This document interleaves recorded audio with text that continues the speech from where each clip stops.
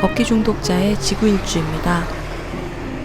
오늘은 저지예술정보화 마을에서 시작해 월령 선인장 자생지까지는 산책길과 곶자왈을 지나고 그 후 한림항까지는 바닷길을 걷는 14코스로 19.9km를 걷습니다. 오늘도 같이 걸어요. 저지는 13코스의 종점이자 14-1코스의 시작점이라 오늘 세 번째 오는 거네요. 주변의 풍경이 익숙해진 느낌입니다. 14코스는 출발 이후 중간 스태프 있는 곳까지는 음식점이나 편의점, 화장실이 없어서 미리 화장실도 다녀오시고 간식도 챙기시는 게 좋아요. 19.9km로 길지만 위에서 아래로 내려오는 코스라서 편하게 걸을 수 있는 코스입니다.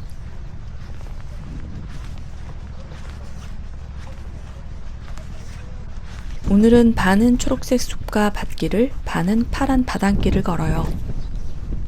날씨가 아주 맑고 좋은 날인데 바람은 여전하군요.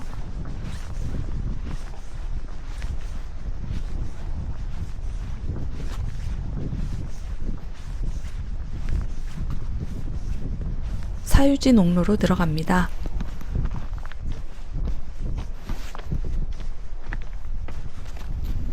올레길은 도로나 숲길뿐만 아니라 농로로도 많이 지나가게 되는데 마을분들이 소중히 수확해서 모아놓은 농작물을 그냥 가져가는 분들도 있다고 해요. 올레길의 농작물은 그냥 눈으로만 봐주세요.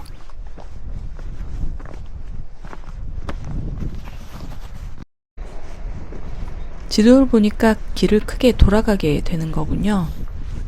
공사 중이거나 사유 중인 곳들도 있으니까 돌아갈 수밖에 없는 거겠죠? 그나마 사용을 허락해서 가능한 거지 아니면 아예 올레길 코스 자체가 변경되는 경우도 있더라고요. 날씨에 따라서 코스가 달라지기도 하니까 걷기 전에 제주 올레트레일 공지사항을 꼭 살펴보시는 게 좋겠습니다.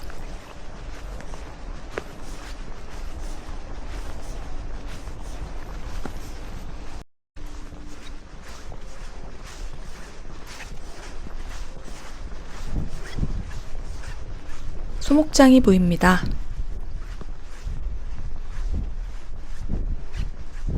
아유, 귀엽네요. 가까이 다가갔더니 화들짝 도망갑니다. 아무것도 안 했는데. 밥 먹다가 눈이 동그래져서 빼꼼 얼굴을 내미는 소. 너무 귀엽죠?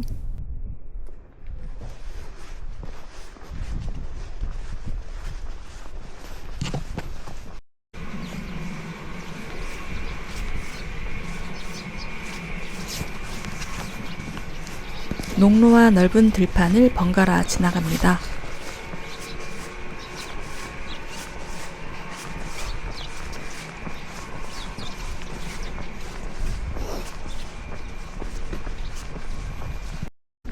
끝없이 펼쳐지는 초록의 밭과 돌담들 사이 한적하고 고요한 풍경 속을 걸으면서 자연스럽게 위안을 받게 되는 것 같아요.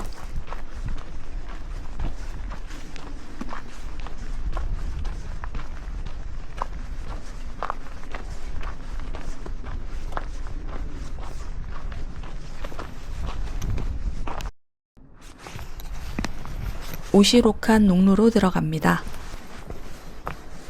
아늑하다는 뜻의 제주어로 밭길을 걷는 느낌이 오시록해서 제주 올레에서 오시록헌 농로라고 이름을 지었다고 해요.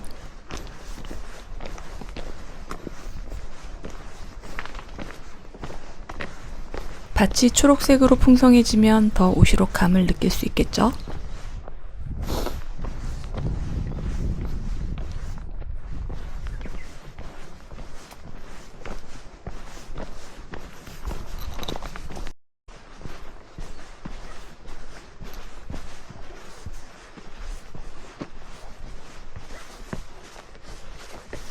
무슨 새인지 소리가 너무 예쁘네요.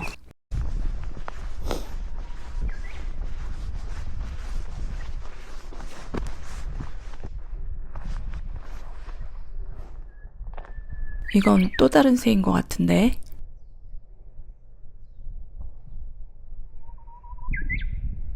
도시의 소음 속에 살다가 올레길을 걷는 동안 예쁜 새소리, 바람소리, 파도소리에 귀가 정화되는 것 같아요.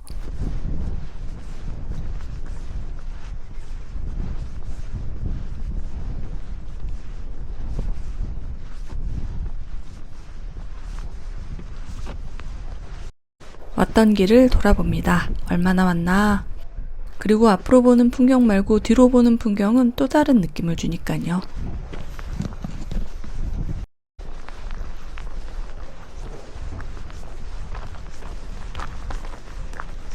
바스락바스락 흙 밟는 소리가 좋습니다. 내일은 친구가 서울에서 내려와서 남은 코스를 같이 걸을 거라 혼자 걷는 마지막 날이에요. 내일은 서귀포 친구 집에서 맛있는 것도 먹고 하루 푹 쉬고 놀고 모레부터는 둘이 걸어요.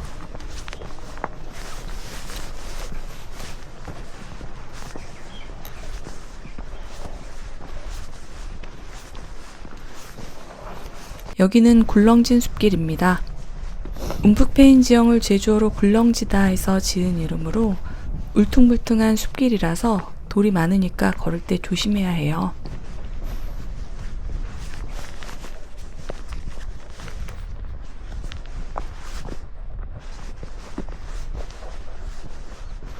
굴렁진 숲길을 지나 서부 매립장으로 들어섭니다. 2002년에 매립을 시작해서 이미 매립 용량은 초과했고 2019년에 매립을 종료한 상태라고 해요.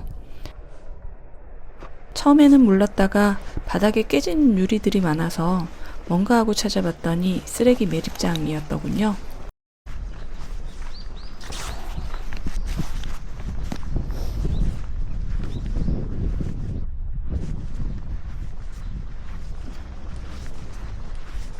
금능농공길을 지납니다. 금능농공단지에 제주 맥주 공장이 있더라고요. 양조장 투어도 있어서 들려가면 좋겠지만 갈 길이 머니 다음 기회에.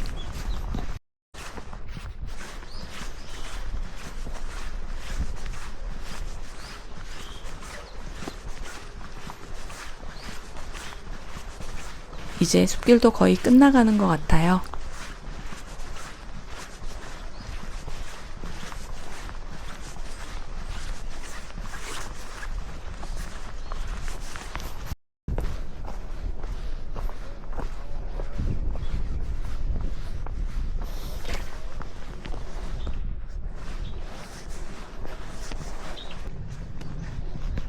제주도의 하천의 대부분은 건천인데 한라산에 큰 비가 내리면 급류가 몰아치는 계곡으로 변한다고 해요.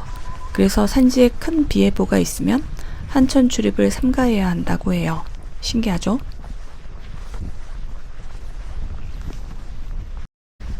문명천을 옆에 두고 걷는 산책길은 월령리 선인장 마을까지 연결됩니다.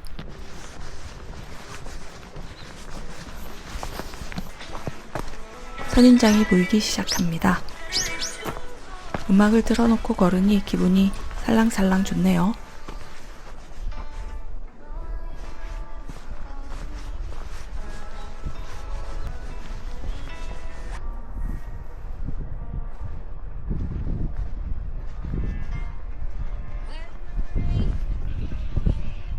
우리나라 유일한 손바닥 선인장 자생지인 월령리에는 돌담 사이로 선인장이 자라는 곳이 많아요. 바람을 막아주기도 하고 뱀이나 쥐가 집으로 들어오는 것을 막으려고 돌담에 선인장을 심었다고 해요. 진아영 할머니는 4.3이 일어난 다음 해인 1949년 1월 35살의 나이에 집 앞에서 경찰 토벌대 총탄에 턱을 맞고 쓰러진 뒤 구사일생으로 목숨을 건졌다고 해요. 그 무명천으로 턱을 가린 채 말도 못하고 먹지도 못하는 외롭고 고통스러운 삶을 살다 가셨다고 합니다. 제주 곳곳에 4.3과 관련된 아픈 역사가 있는 곳이 많습니다.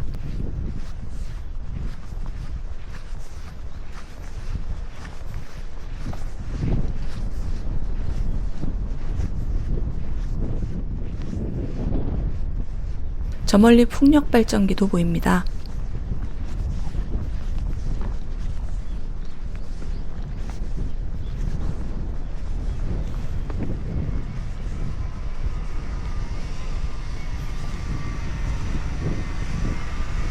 드디어 바다와 만났습니다.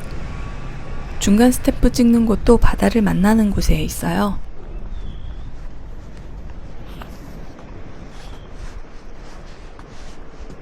감탄이 절로 나오는 풍경이죠.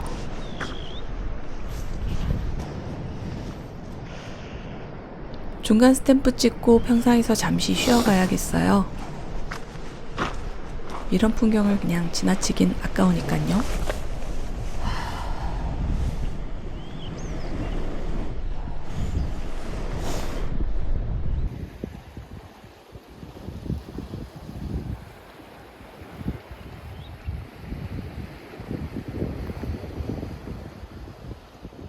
데크로 산책길이 되어 있어 관광객들도 많이 보입니다.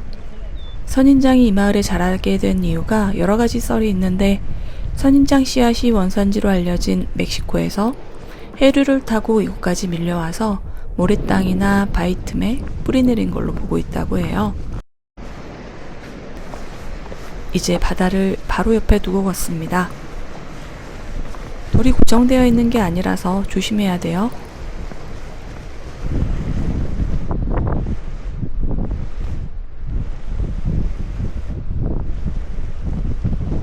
제주도는 여러 지역에 풍력발전기가 조성되어 있는데요. 14코스도 워낙 바람이 많이 불다 보니까 풍력발전기가 많네요.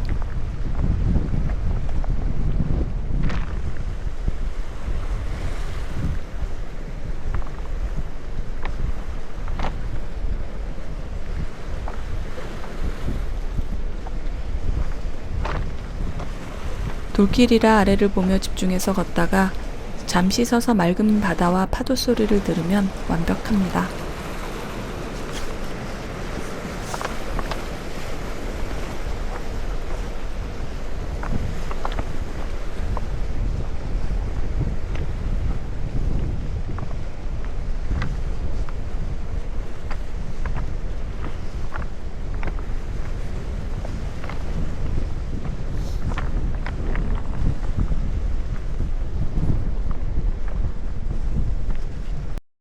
바로 아래서 본 건 처음인데 엄청 웅장하군요.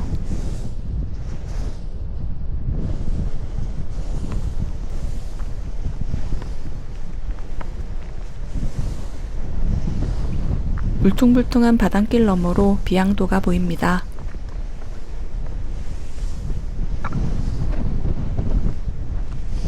(14코스) 바당올레에서는 비양도를 내내 보면서 걷게 됩니다. 비양도는 제주의 부속섬 중에서도 가장 최근에 생긴 섬으로 알려져 있어요. 14코스 종점 한리망에서 배를 타고 섬 투어를 할 수 있다고 해요. 2~3시간이면 다 둘러볼 수 있을 정도로 작은 섬이지만 곳곳에서 기암괴석을 볼 수 있는 볼거리가 많은 섬이라고 해요. 나중에 한번 가봐야겠습니다.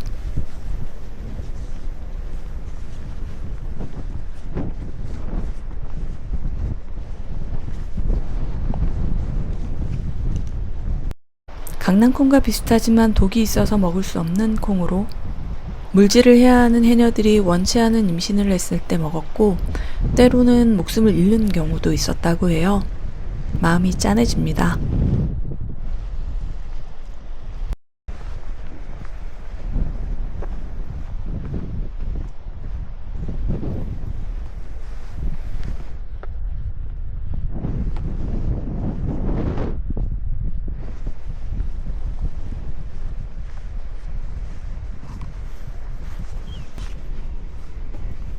금능포구 근처 마을에 도착하면 아담하게 쌓여있는 돌담길과 마주하게 되는데요.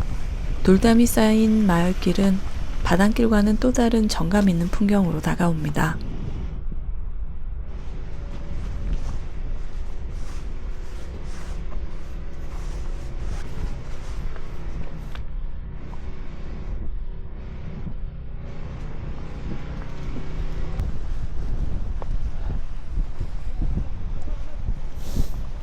제주에서 바다색이 가장 아름다운 곳으로 손꼽히는 곳이라는데 그럴만도 합니다.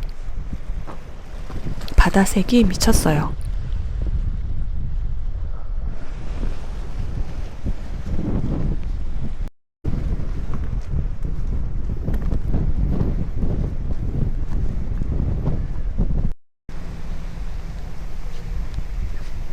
하얀 모래와 검은 현무암, 에메랄드빛 바다가 그림 같은 풍경을 만듭니다.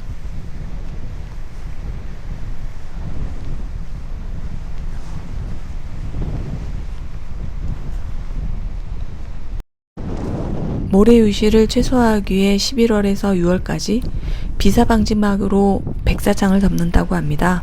멀리서 보면 그냥 하얀 모래 같아요.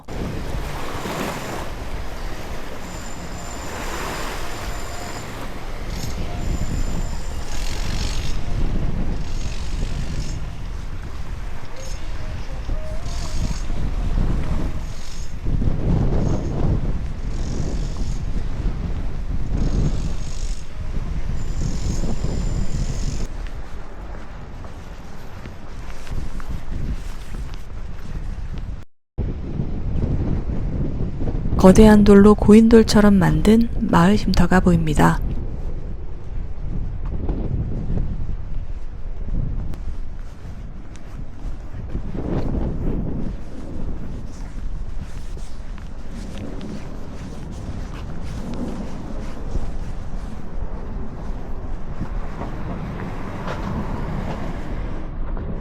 뭐하는 곳인가 했더니 소품샵이에요. 숙소가 근처니까 나중에 들려야겠습니다.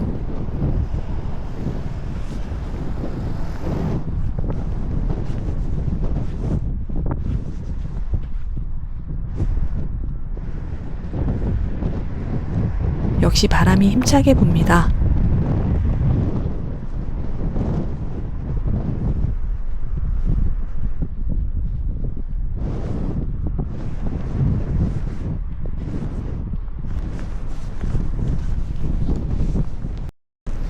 저 멀리 한림항이 보입니다.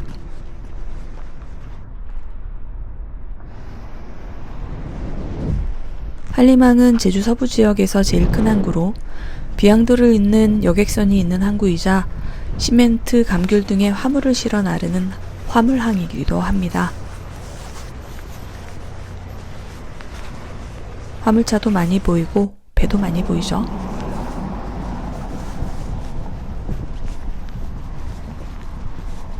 코스 종점은 한림항 도선대합실 앞에 있어요.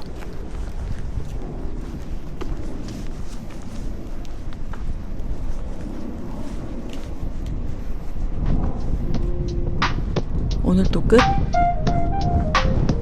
오늘 또 걷고 내일 또 걷습니다. 다음 걷기 여정도 함께 걸어주세요.